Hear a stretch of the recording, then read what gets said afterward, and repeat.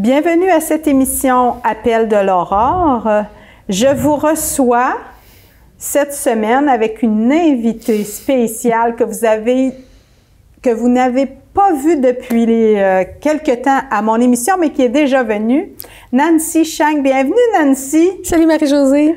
C'est sûr qu'il fallait que je te fasse venir cette semaine. C'est l'Halloween. Ben oui, j'ai déjà le ton avec mes lunettes. Oui. Mais là, on va rassurer les gens, c'est juste parce que j'ai un problème de vision et la luminosité est trop forte. Donc, pour m'éviter des migraines, ben ça fait partie d'une adaptation, le port de petites lunettes. Ça va bien? Elles sont oranges. Ben oui, ça fit avec la fille. Ça fit avec la citrouille aussi? Tu vas nous parler de citrouille aujourd'hui. Nancy, tu as une fascination qu'on connaît tous dans la région maintenant pour la mort, pour les cimetières. Tu es une spécialiste des cimetières, on en a déjà parlé. Pour l'art funéraire aussi, tu es déjà venue nous présenter ce que tu fais comme artiste avec des images, des anges qui sont sur les pierres tombales dans nos cimetières. Mais aujourd'hui, je t'invite comme personne ressource pour nous parler de l'Halloween. J'avais envie qu'on fasse quelque chose de léger. C'est correct. Mais en même temps, de connecter à notre réalité. De plus en plus, l'Halloween prend de l'ampleur. As-tu remarqué dans les rues ces jours-ci? Oui, les décorations. Les décorations. La fête que la ville organise autour du 24, qui va avoir un défilé. Puis c'est pas unique à Victo, c'est vraiment une tendance. L'Halloween, mais là, j'ai pris des petites notes parce que tout le monde sait dans les animations que j'ai pas la mémoire des dates. Je suis bien bonne de raconter plein de choses, mais pas sur les dates. Donc. Alors, raconte-nous l'Halloween, Nancy. Donc, l'Halloween, c'est une fête ancienne. C'est une fête qu'on peut dire, on va dire païenne entre guillemets. J'aime pas beaucoup le mot païen parce que c'est comme si c'est pas spirituel ou c'est pas religieux, alors que c'était une fête au départ celtique, irlandaise, écossaise, tout le nord de l'Angleterre entre autres. Et les Celtes, écoute, les Celtes, c'était quand même une population très grande. Ça couvrait l'Irlande, l'Écosse, l'Angleterre, une partie de la Bretagne. Il y en a même une branche qui est allée plus du côté de la Turquie. Donc, c'est vraiment un peuple qui fait partie de ce qu'on appelle les peuples indo-européens et qui vont se distribuer un petit peu partout en Europe. C'est aussi les peuples souvent qui vont avoir une mythologie un petit peu différente. On a les Vikings qui sont beaucoup plus au nord, qui sont des Scandinaves aujourd'hui, puis on a les Celtes un petit peu plus au sud qui vont être là. Et eux, ils ont, comme tous les peuples, une fête pour le Nouvel An. Et le Nouvel An. Le Nouvel An. C'est pas du tout dans le temps de l'Halloween, ça. Pour nous autres, c'est pas ça, mais pour eux, le 1er novembre, c'est le début de la nouvelle année. Quand même. C'est vraiment le cycle de l'année qui se finit. Et un peu comme notre jour de l'an qu'on a, nous, au 1er janvier, où on fête pendant 12 jours. Eux, il y avait vraiment des célébrations pendant 7 jours, mais ça pouvait s'étirer, bien sûr. Et dans ces fêtes-là, on fêtait la fin de l'année. On faisait des formes d'action de grâce parce que c'est la fin des récoltes avant le début de l'hiver. On allume des feux pour que le soleil se renforcisse parce qu'on a besoin de soleil. On est au nord, hein, donc novembre, c'est un mois noir, un mois gris, un mois froid. Et on veut que le soleil donne des forces. Donc, on a la croyance que si on allume des feux, ça donne aussi de l'énergie au soleil. On fait des banquets et bien sûr, comme toute festivité, il y a bien sûr des débauches, l'ivrognerie, tu sais, on est dans tous les bars. Mais on a aussi à côté des fêtes et des jeux pour enfants. Donc, il y en a pour tous et tout le monde. Et on a plein de croyances, comme au 31 octobre, on éteignait tous les feux qu'on avait. Qu'on avait allumés. On arrêtait ça et le 1er, on rallumait des nouveaux feux avec des nouvelles bûches. Donc, c'était le début de la nouvelle année. C'est un passage entre l'ancienne année, la nouvelle. C'est aussi le passage entre le monde des vivants, le monde des morts, parce qu'on a aussi des cultes des ancêtres qui sont importants. Et on va faire tout ça dans cette espèce de rituel qui dure peut-être une semaine et demie. Donc ça, c'est plus chez les Celtes, qui est une des traditions. Et quand le christianisme va s'implanter en Europe, on va garder certaines formes de fêtes. On va les christianiser. Je fais toujours l'image, on va mettre un peu d'eau bénite, mais pas tout à fait ça. On va implanter des fêtes sur celles qui existent déjà, qui vont être entre autres la Toussaint. On va leur donner une saveur, une couleur chrétienne. Oui. Et beaucoup de gens pensent que la croix celtique est une croix chrétienne. C'est complètement faux. C'est un symbole vraiment qui nous vient... Qui existait avant. Donc, il y a plein de symboles comme ça qui vont être réutilisés. On va aussi réutiliser même Bridget, qui était une déesse celte très importante. Okay. On va l'appeler Sainte Brigitte. Ah bon? Donc, c'est une réutilisation d'une sainte.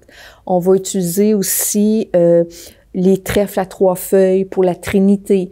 On va les réutiliser. Ils étaient déjà présents. Donc, il y a vraiment des trucs importants. Qui sont mariés pour donner une saveur chrétienne à l'événement. C'est ça. Et en anglais, l'Halloween, ça se dit en réalité All Hallow Even, la veille de tous les saints. Donc, parce qu'il va y avoir vraiment la Toussaint qui va venir s'implanter. Mais c'est vraiment aussi le fait de la tradition chrétienne qui va venir un peu, on va dire, mettre un peu plus de sagesse ou de ralentir un peu la débauche. Oui, tempérer, je cherche le mot. Tempérer. Et ça va faire que ça va être super important. On a même la divination pendant ce mais-là, c'est pas très chrétien, faire de la divination. Pourtant, c'est populaire, c'est paranormal. Oui. Donc, et quand on va avoir l'immigration irlandaise, écossaise, ça va s'en venir aux États-Unis. Ces notions-là, donc, il va y avoir un transfert des fêtes, ça va s'installer vers la fin du 19e siècle. C'est sûr que c'est tempéré. Et ce qui va nous rester, tranquillement pas vite, c'est l'espèce de carnaval pour les enfants pour la distribution des bonbons. Ah oui, c'est ce que tu avais dit au départ. C'est ce qui va rester. Donc, c'est ce qui va devenir de plus en plus populaire et qui va être repris par notre société de consommation où on va vendre des bonbons. Oui. On va faire une fête d'enfants. On va se déguiser. Et tranquillement, pas vite, ça va s'amener jusqu'à nous aujourd'hui à faire des grandes festivités. Mais il faut pas mêler notre Halloween avec, par exemple, la fête des morts chez les Mexicains, que c'est totalement différent. La fête des morts mexicaine a une origine chez les Aztèques et avec la christianisation du peuple aztèque et de leurs descendants mexicains, il va y avoir aussi un amalgame et le culte des morts est beaucoup plus intégré dans leur société. Il n'a jamais diminué. Donc, ce que tu es en train de nous dire, Nancy, c'est que l'Halloween, c'est pas vraiment une fête à saveur chrétienne, c'est plutôt le lendemain, 1er novembre, jour de la Toussaint, qui donne... Mais ça n'empêche pas que les enfants adorent l'Halloween. Ils adorent aussi aller chercher les bonbons. Ils aiment beaucoup les bonbons. Oui, ils aiment se déguiser aussi, mais ça n'a rien à voir avec ce que nous, on faisait comme déguisement. Dans le temps, les déguisements étaient plutôt on s'habillait en fantôme, on s'habillait, ça ressemblait un petit peu plus à ce que tu dis, on s'habillait en guenilloux, en zombie, avec des masques on pensait faire peur. Mais aujourd'hui, on s'habille en clown, on s'habille en infirmière, en policier. En vampire. En vampire. En squelette, en mort. Mais aussi, dans tous les métiers, on décline des costumes dans tous les métiers. Là, c'est le côté plus consommation, mais aussi festif qui nous est resté. Ce qu'il faut savoir, c'est que la fête de l'Halloween, qui va devenir plus américanisée, va intégrer justement cette espèce de fantôme-là, on se déguise en fantôme, tout ça. Les enfants vont le faire pour comme faire peur aux adultes. Donc ça, on le voit déjà au 19e siècle dans certaines communautés. Donc c'est comme toujours réinventé. Moi, je dis toujours la spiritualité, les grandes traditions religieuses, les fêtes, c'est comme un beau gâteau à plusieurs étages, avec plein de sortes de couleurs, puis tu as un beau glaçage par-dessus, puis quand il craque, des fois, on voit très profond. Donc ce qui remonte, des fois, c'est beaucoup plus ancien qu'on pense, mais on ne le sait pas toujours. Donc, de là qu'il est important d'avoir quand même une bonne culture parce que ça nous permet de pouvoir faire des comparaisons, oui, puis des pas associations. Non plus des associations, mais rationaliser puis comprendre aussi un peu toutes les influences parce qu'une société naît de diverses influences et on invente rarement quelque chose. On est influencé en réutilisant souvent des choses. Et là-dedans, il va y avoir une créativité qui va se créer. Donc, il y a ça. Puis la fête du 1er novembre, chez les Celtes, elle s'appelle, j'ai pas la bonne prononciation, mais on dit Samhain, mais ça a un autre nom parce que c'est du gaélique et je ne parle pas gaélique. Et on croyait aussi que dans cette période-là, le voile des vivants, qui coupe le monde des vivants et des morts, était très léger. Donc, les morts pouvaient venir voir les vivants. Donc, on se déguisait aussi. parce qu'on voulait pas qu'ils viennent nécessairement à la maison. Mais on se déguisait aussi un peu pour se protéger parce qu'on savait pas qui on rencontrait nécessairement pendant ces fêtes-là. Est-il un vivant? Est-il un mort? Donc, on va avoir ce déguisement-là qui va apparaître et qui est une forme de protection et en même temps un culte des ancêtres qui est très important d'honorer. Et on dit que les morts pendant cette période-là sortent des Shadows. Souvent on parle ça, les lieux des fées. Donc, c'est un monde parallèle. Ils vont sortir de là et ils vont venir nous visiter. Et là, on va leur rendre des hommages. Donc, on va voir de l'hydromel. Tu sais, il y a beaucoup de fêtes ou de rituels qui vont se faire en honneur. Et on honorait aussi tous les guerriers ou les gens qui étaient morts au combat. Il y en avait nécessairement à cette époque-là, comme un peu partout. Donc, c'est vraiment une fête complexe dont on n'a pas tous les détails parce que les Celtes n'ont pas laissé d'écriture. On a des récits chez les Irlandais rapportés par les moines du Moyen Âge, dans les récits oraux, mais est-ce que c'est vraiment à 100% ce qui se passait?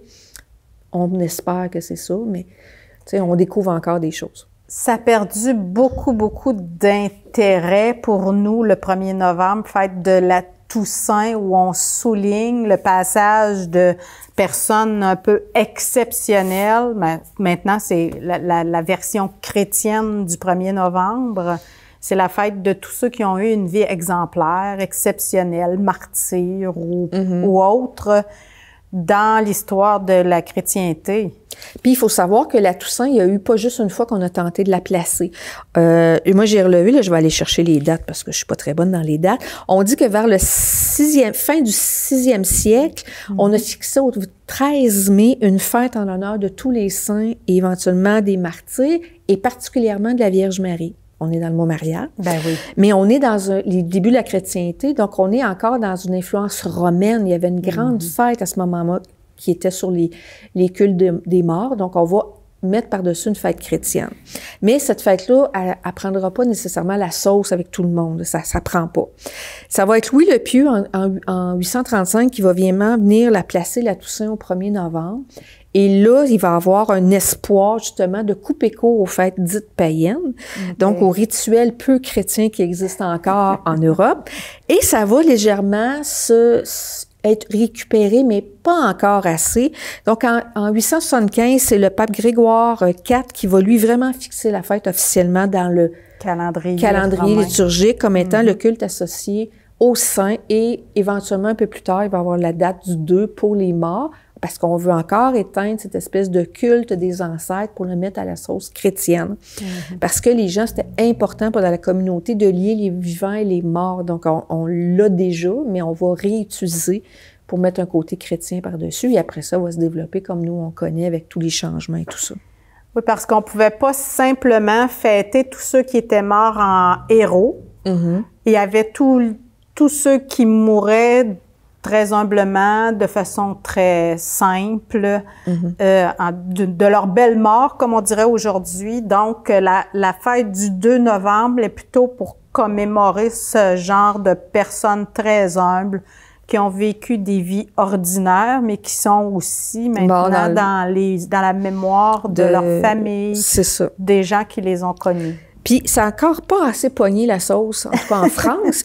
Au 10e siècle, on dit que l'abbé de Cluny, qui était Odilon, va ordonner une célébration spéciale, une messe solennelle le 2 novembre. Et là, on voit vraiment les traces du culte des morts qui va devenir le culte qu'on a plus avec la messe pour tous les défunts.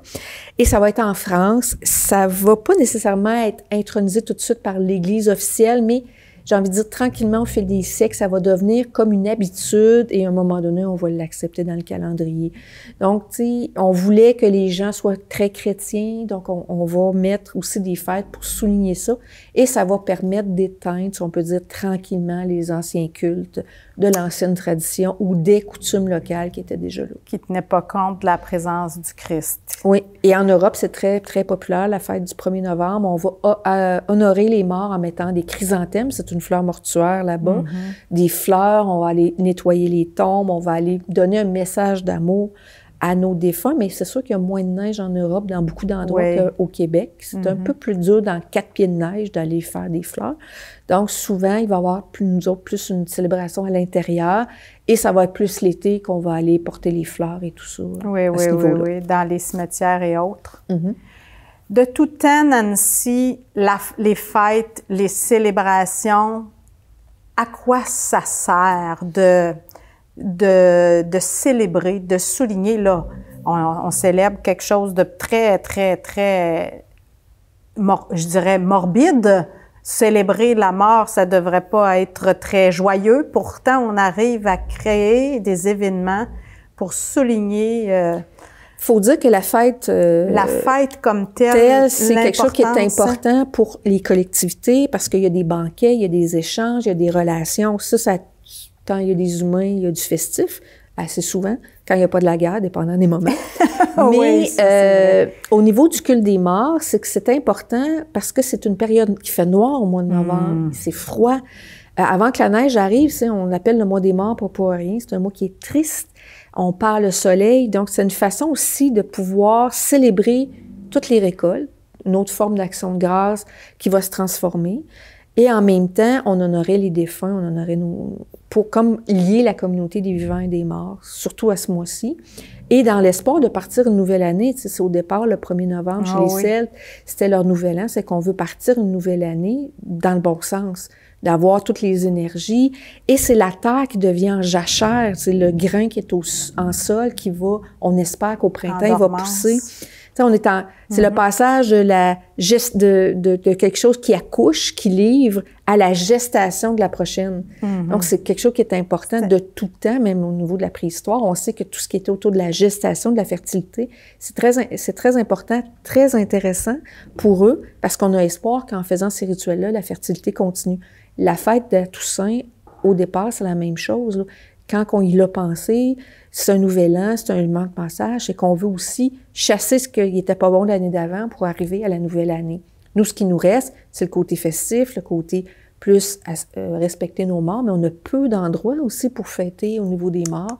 Au mois de novembre, c'est aussi tout ce qui est par rapport aux deux guerres. Là, où on va, au souvenir, la journée du souvenir, novembre, qui est une période très tragique. Donc, c'est se rappeler aussi de ces gens-là qui ont fait partie de nos communautés, qui nous ont amenés où ce qu'on est là. Oublier la mort, nier la mort, il me semble que c'est en ce moment que c'est très courant. Qu'est-ce que tu penses que ça fait, Nancy? Bien, comme j'ai été intervenante en soins spirituels pendant presque 7 ans, je te dirais que quelqu'un qui va nier, qui n'est pas mortel, à un moment donné, va se confronter, il va pogner un mur. Ouais, parce qu'on est tous mortels, mais on n'y pense pas nécessairement, puis c'est correct, il faut qu'on vive. Oui. Mais à un moment donné, on est confronté à la mort d'un proche, à la maladie, à notre propre déchéance, à nos limitations, à des deuils. Donc, si on ne résout pas ces deuils-là du quotidien, quand c'est notre propre vie, là, ça va tout arriver en même temps et les gens vont avoir des fois des difficultés à passer au travers. Ça demande beaucoup d'humilité aussi de passer à travers tout ça, d'accepter qu'on n'est pas éternel. Est-ce que je vais laisser une trace? Donc, c'est vraiment des très grands questionnements de tout temps. Et à l'époque, on n'avait pas nécessairement des psychologues, mais on avait souvent des prêtres ou des équivalents, des chamans, des gens à qui on allait consulter, soit les ancêtres, soit le Père, le Saint ont pris. Donc, on a des rituels pour essayer de se soulager. D'apprivoiser aussi, hein? Oui. Et l'espérance est intéressante sous toutes ses formes parce que, puis on ne dit pas maladif de dire Jésus va me guérir absolument, mais en même temps de dire, ben en priant ou en faisant des rituels, ben je m'aide aussi. La méditation aussi. Méditation, il y a plein de choses qu'on peut faire, mais c'est vraiment un problème actuel de penser qu'on est toujours dans le présent. Ouais, il n'y a pas de passé, il n'y a pas de futur, il y a aujourd'hui. Ça, c'est très postmoderne avec l'activation de la société en Occident, parce qu'ailleurs, on est en contact avec la mort tous les jours. C'est très populaire en ce moment de vivre très intensément le moment présent, parfois en oubliant qu'il va y avoir des conséquences, puis que dans le temps, on se projette très peu, mais aussi on fait peu référence à l'ancien, à ce qui était avant nous.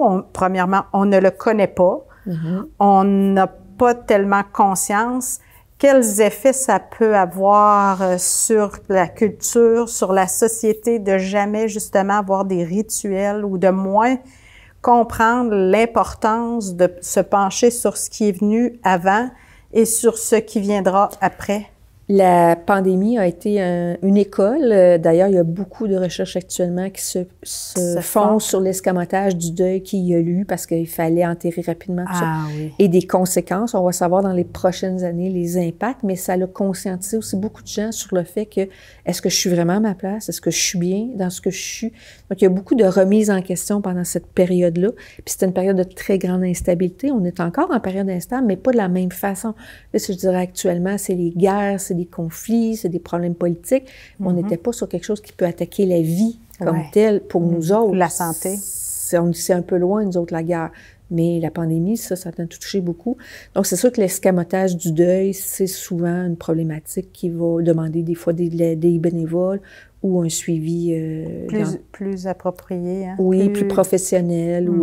Et c'est pas facile d'accepter non plus. Là. Donc, c'est ça. Puis c'est quelque chose aussi que chacun a à vivre à sa façon, tu sais. J'ai envie de dire, je me souviens de quelqu'un qui m'avait raconté, il a perdu son conjoint et en 3 semaines, il fallait qu'il finisse son deuil.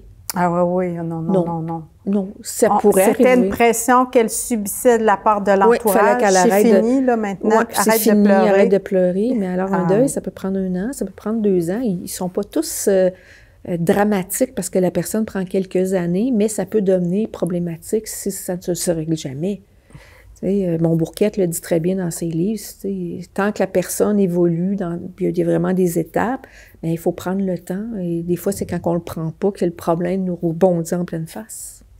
Même au niveau de la longueur du rite funéraire, on voit de plus en plus ça raccourcit. Hein? On se rend compte quelques minutes au salon mortuaire, oups, on passe à la salle d'hommage, puis hop, le petit goûter, puis c'est terminé, on enterre le mort ou on le ramène à la maison. Ou ça va être dans son urne au columbarium, il y a plein, ou la dispersion des cendres. Mais ça aussi, on est en train de s'apercevoir que c'est nécessaire ces temps-là. On avait ça autrefois, puis je dis pas qu'autrefois c'est mieux, mais il y avait un temps pour ça, puis il y avait un support de la communauté parce que les gens étaient identifiés. C'est sûr que il y a peut-être 100 ans, souvent, il y avait certaines croyances de dire qu'il fallait souffrir avant d'aller au paradis. Oui. Ça, c'est peut-être quelque chose dont on ne parle plus, mais quand même... De temps en temps, on le revoit chez des personnes plus âgées, qu'il faut souffrir avant de mourir. Moi, j'y crois pas du tout. S'il y a un Dieu, appelé comme tu veux, je pense que jusqu'à la dernière seconde, il va t'accepter, et même le dernier avant centième de seconde, là, si tu fais... montre que tu es... que tu es disponible, que tu es disposé. C'est ça. Et la forme importe peu. Il y a des transformations dans les rituels aussi, beaucoup. On est dans une société, entre autres au Québec, on passe de ritualité majoritairement chrétienne, catholique, à autres types. Mais c'est un rituel. Que le rituel soit fait dans le catholicisme, soit fait dans le protestantisme, soit fait dans le bouddhisme, ou soit carrément un syncrétisme de toutes sortes de choses, ou carrément qu'il n'y en ait pas, ça demeure des choix de la personne ou de sa famille.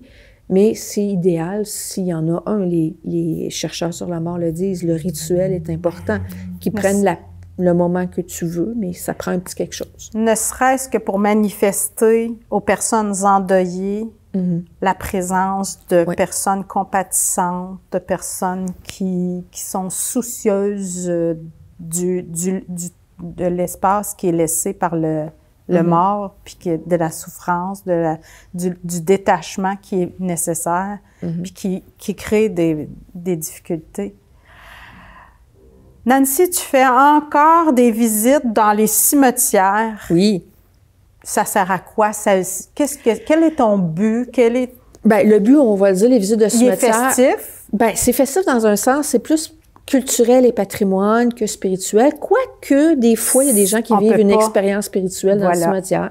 On peut pas ça, je le vois. que ça arrive. Mais c'est vraiment de faire connaître, tu sais, on s'en va, on dit qu'on n'a pas de passé, on n'a pas de futur, mais c'est le fun des fois de connaître un peu les symboles qu'il y avait dans notre culture. On reste sur une culture de tradition judéo-chrétienne avec plein d'influences. Mais c'est intéressant de savoir un peu les symboles qu'il y avait autrefois, le collectif, aujourd'hui on est dans l'individuel. Donc, moi, j'y vais vraiment pour faire connaître et reconnaître ce patrimoine qui est le plus méconnu. On connaît plus les orgues qu'on connaît notre patrimoine funéraire. Oui. Donc, les orgues de nos églises. Les orgues des églises, on a plus d'informations aussi.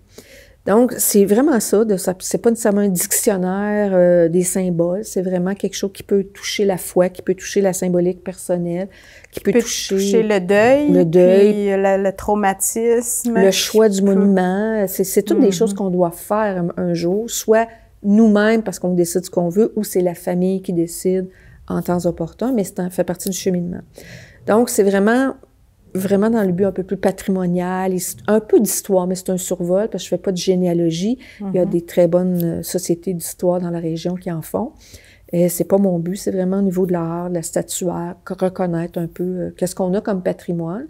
On n'a pas de château, on a des églises, mais on a du patrimoine dans les cimetières. Tu peux nous aider aussi à voir avec d'autres yeux, des yeux plus éclairés, des choses qu'on pourrait échapper par ces visites-là? Oui, c'est un commentaire qu'on me fait souvent. On ne reverra plus jamais un cimetière du même œil, ce qui est bien.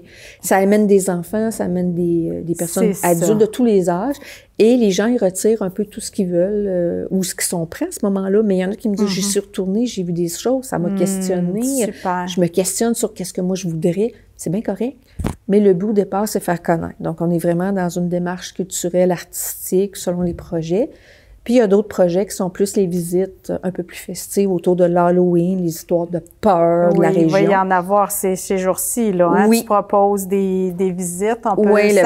On peut les connaître sur ton site Facebook. Non, sur ma page Facebook, on a les infos, mais si vous allez sur la page des micro-aventures de tourisme Victoriaville et sa région, ou sur leur site Facebook, vous avez les liens pour aller directement aux histoires de peur et mystères de Victoriaville. C'est le nouveau nom parce que on avait utilisé 2 mots en anglais, puis il y a eu un commentaire ou deux chez un des partenaires de Haut-Lieu, donc on a changé le nom. On n'a pas mis étrange comme on voulait faire des montres parce qu'il y avait une autre activité qui portait le même nom, puis on voulait pas l'utiliser finalement, donc on a rechangé dans l'été le nom.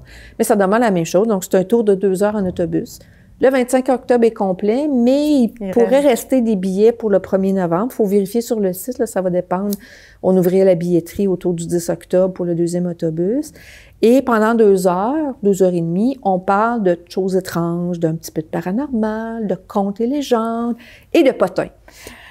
Avis à tous et à toutes, soyez les bienvenus. C'est une invitation que vous lance Nancy. Merci à toi, Nancy, d'avoir répondu à mon invitation. Et à chacun et à chacune, je vous dis à la semaine prochaine. Au revoir.